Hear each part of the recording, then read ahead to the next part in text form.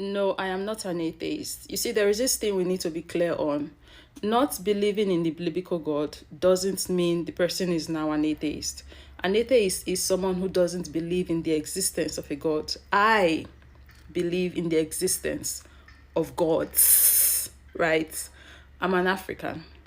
And in Africa, we have many gods.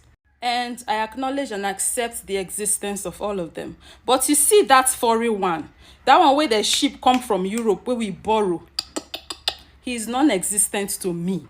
He has nothing to do with me. I have nothing to do with him. My ancestors did not know or acknowledge him. I don't know or acknowledge him. Yes, I was once a Christian. I was actually born into a Catholic household, baptized, confirmed, all of that shenanigans, right? And I used to believe and acknowledge that foreign entity, that imported God, but never again.